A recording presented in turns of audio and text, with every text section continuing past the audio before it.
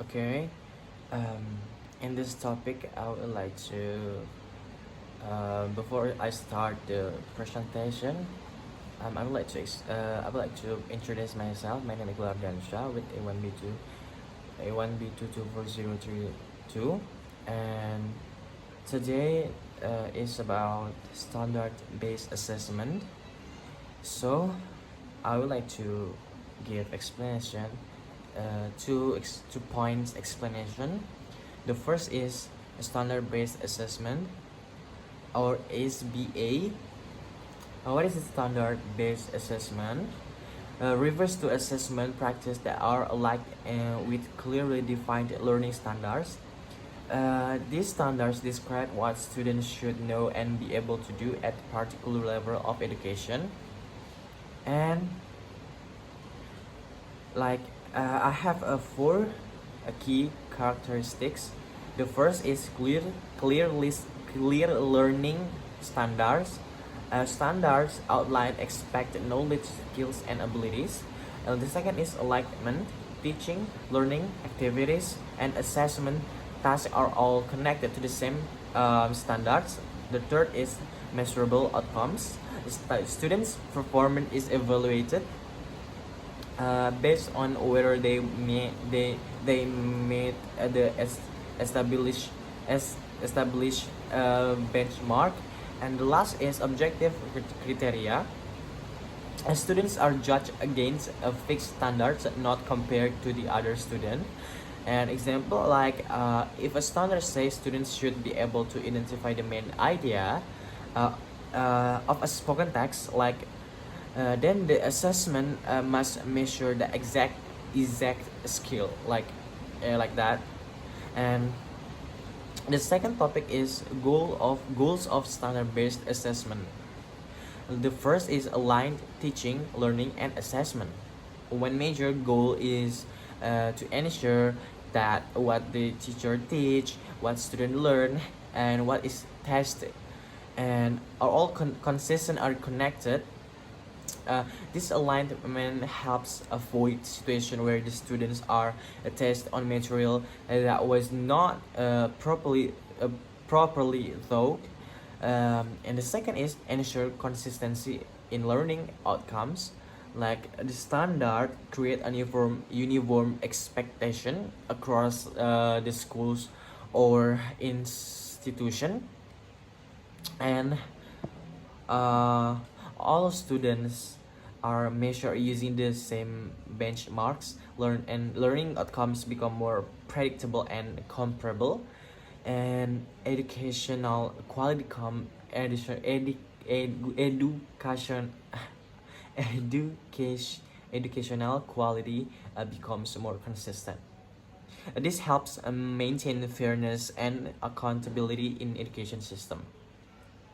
The third is provide clear benchmarks, like standards gives teachers clear instructional target, students clear in performance expectation. Students understand what they need to achieve, and teachers can design lesson the can and teacher can design lesson more effectively.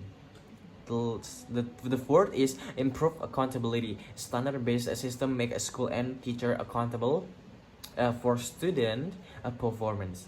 Positive impact is it's like clear objectives, transparent evaluation, focus on measurable and improvement.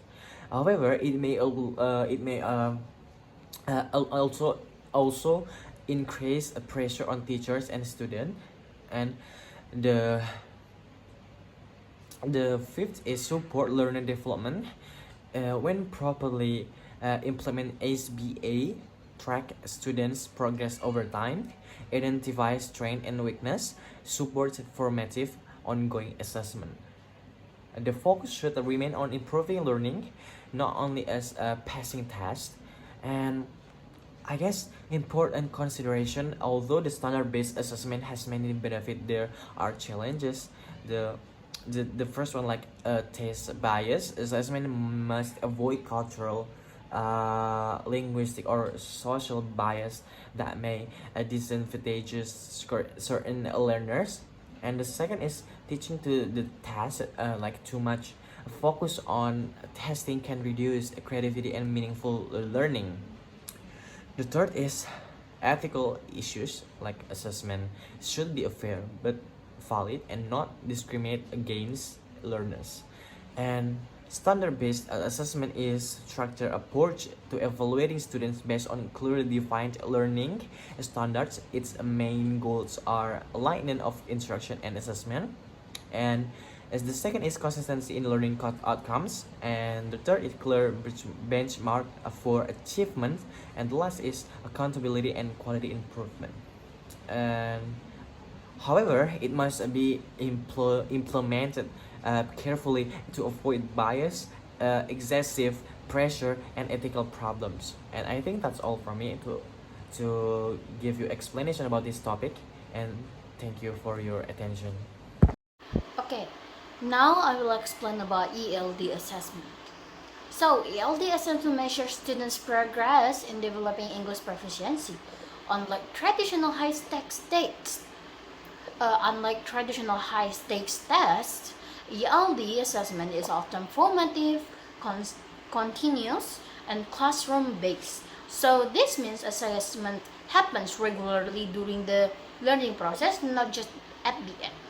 And teachers observe students' development over time and use the results to adjust instruction, provide feedback, and support language growth. So the focus is not only on the final result but also on the learning process itself. And next, we have CASES and SCANS. So first, CASES, which stands for Comprehensive Adult Students Assessment Systems. And CASES focus on assessing functional academic skills, especially for adult learners. And it measures practical skills needed in real-life situations, such as workplace communication, everyday problem solving, and functional literacy. And second, SCANS, which stands for the Secretary's Communication on Achieving Necessary Skills.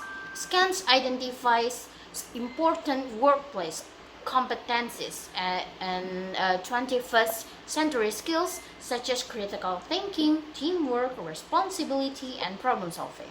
So both CASES and SCANS emphasize practical, real-world skills rather than just academic knowledge.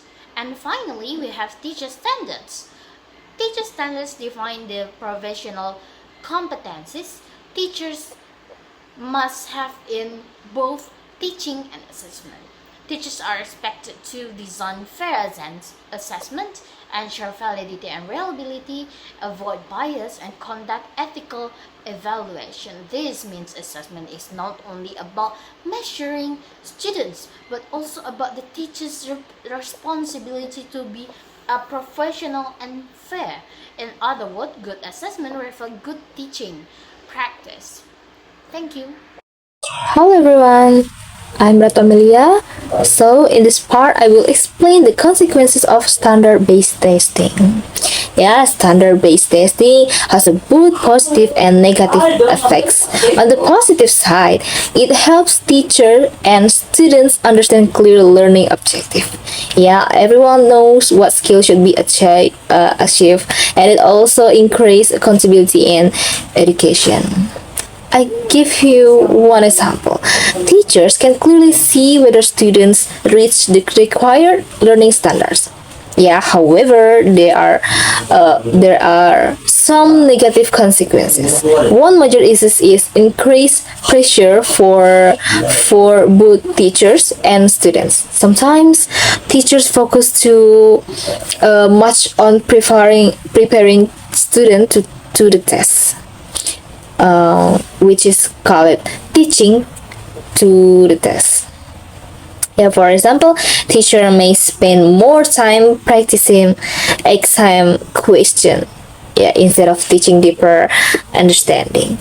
So while standard-based testing can improve consistency, it also needs to be applied carefully to avoid negative effects. in the learning process. Yeah, I will go to the next slide is test bias. Test bias happen when the test is not fair to all students and may disadvantage certain group. This can happen because of cultural, linguistics, or social differences. For example, reading texts about winter activities may be difficult for students from tropical countries who are not familiar with snow. Because of that, teacher needs to make sure that tests are fair and inclusive for all learners. A good assessment should measure ability, not background differences. So, I think that's all I can say from my part. So thank you, and now I will continue to the next presenters. Bye bye. Okay, the next slide is test-driven learning and teaching. What is it? Test-driven learning and teaching is when the learning process is all about tests. This means that classroom activities are more focused on helping students answer exam questions than on helping them truly understand and use the language in real-life situations.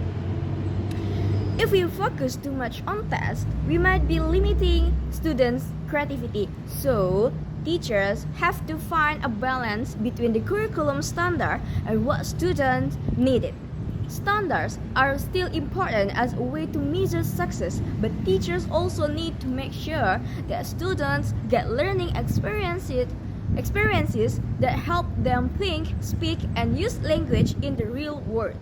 That should support learning, not control the whole learning process.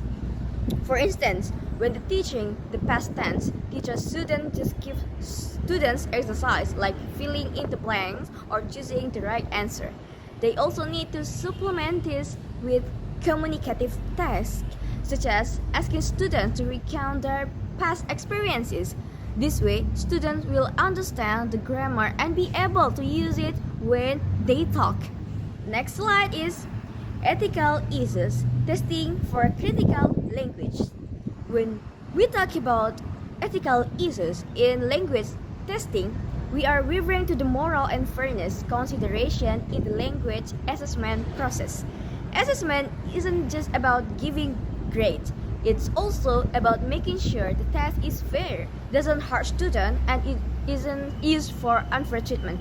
When we assess things, we have to think about the social and psychological impact on students. Tests shouldn't favor certain student or group because of their cultural background, physical condition, or other factors. No. For example, if a question uses a cultural context that some students are unfamiliar with, it may affect their performance not because of low language ability, but because of a lack of understanding of the context. Teachers also have to keep test results confidential and use assessment data professionally. So, making sure that everyone has an equal shot at showing what they can do fairly and humanly is an important part of ethical assessment practices.